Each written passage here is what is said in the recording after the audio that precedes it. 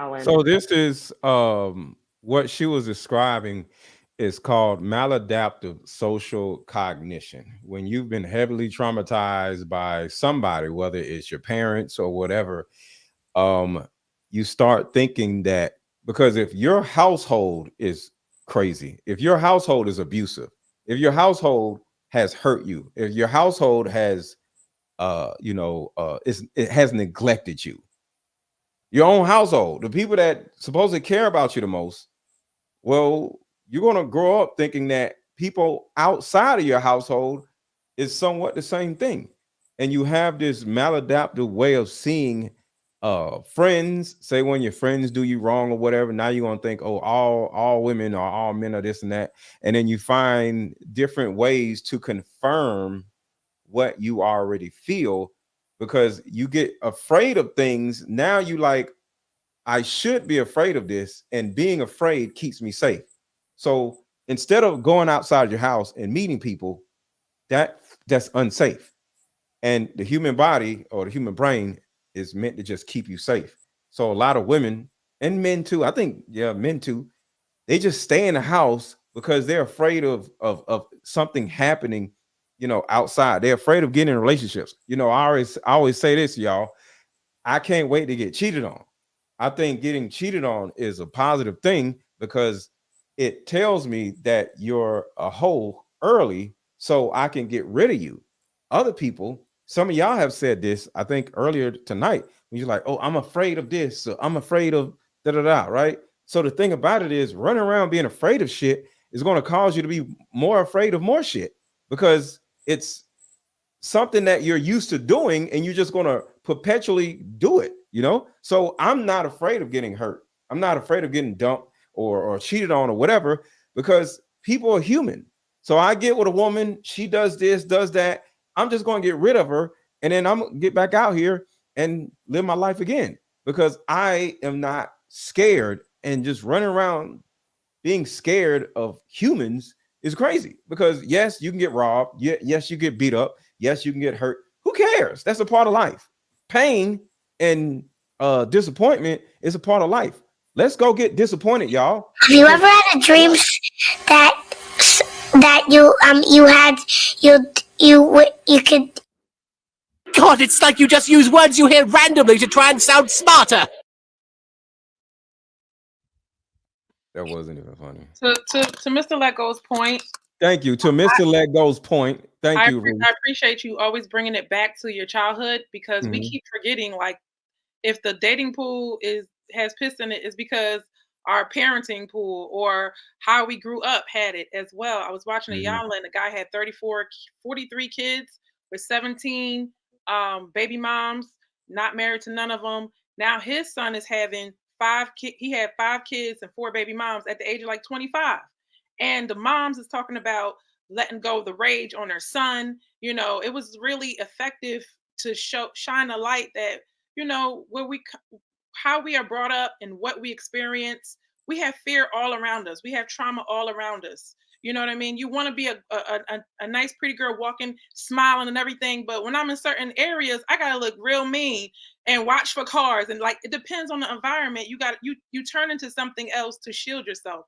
You have the fear of getting hit by a car, even though people don't think that happens. It happens all the time, but because we're not paying attention. So, once you're aware of how the world is, you have that shield up. And the men have a lot of fear because, like Sweeney earlier, you just took 5 different opinions and you made it all y'all women think all this way. And we found it degrading. That's why we were bucking up. Like, you can't just put us all in the one bucket. And men do this all the time. And that's why we missed the whole message. We could have really got what you said, but when you try to act like different opinions is all women think like that. It's just like you took us and, kind of lowered us a little bit.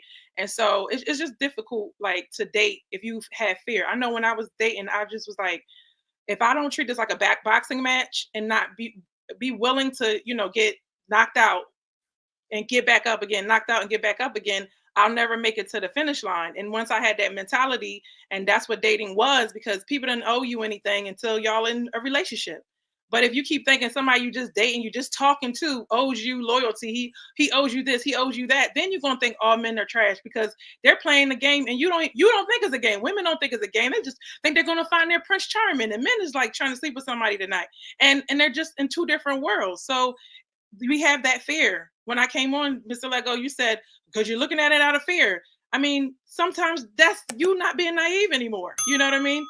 A certain level of fear is healthy, but you cannot be so fearful that you never that you don't come to conversations with genuine intent, right? And we all faking it out here. We all like, look at all the women, look what they doing, look at all the men. Look, you can look at the comments and see how they are, and it's just like they never. In our mind, women like the men will never get it. In men's mind, the women will never get it. How are we ever going to move forward if we keep acting like this? So we all have fear.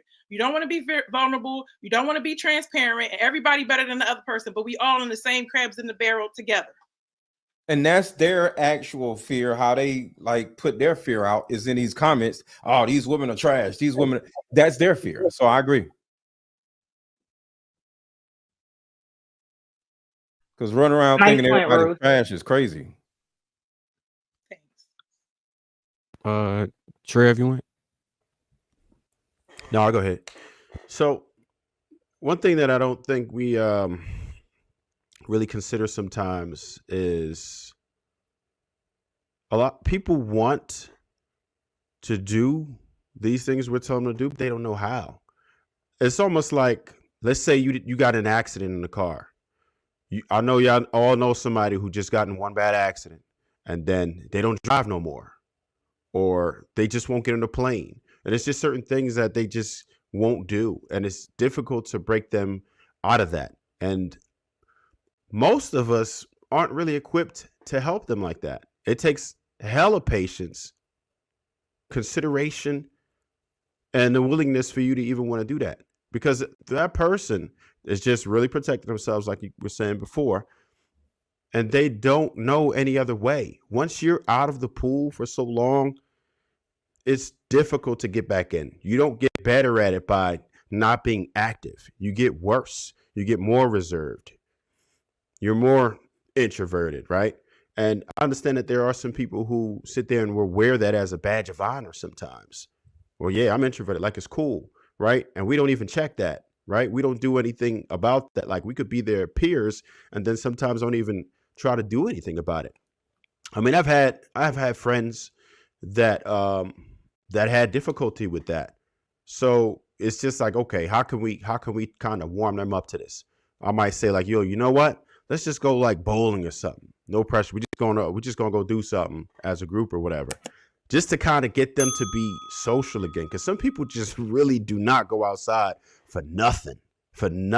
And I've even got some homegirls just to like give them some play. They ain't have to do nothing with them, but just like talk to them, smile at them, just let him get familiar with how, you know, a female can be when they're cooperative. You know what I mean? And I'll tell you, sometimes it works, right? You just have to try to get them out of that. You need a support system.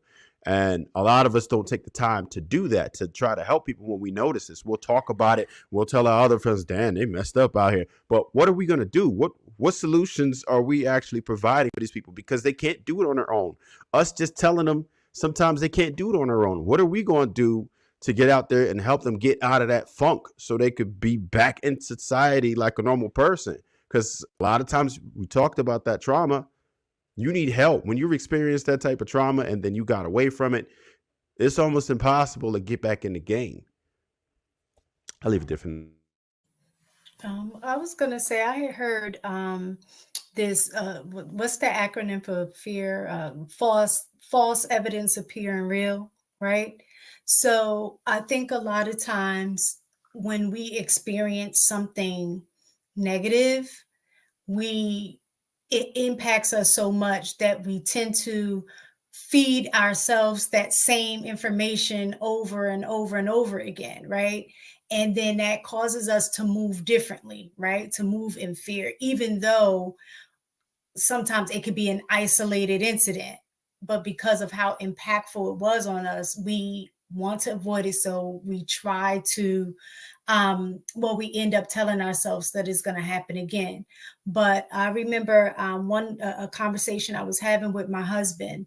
And one of the things that he said that will, I guess, forever stick with me is the only way to understand and appreciate certain things, you have to have the opposite thing happen. So he was saying, in order for you to appreciate peace, you have to have experience with chaos to know what peace is. If you want to experience love, you're going to have to go through some things that may not necessarily be loving, that when you get it now, you can see and appreciate what it is. So That's I dope. think looking at things from that perspective helps you understand that, okay, this is a lesson that I need to learn, or what's on the opposite side of this. So if I experience this part, what's on the opposite side of it? And then that can be your focus to start looking for that. So I think it's just like that, a different kind of mind shift that you have to have.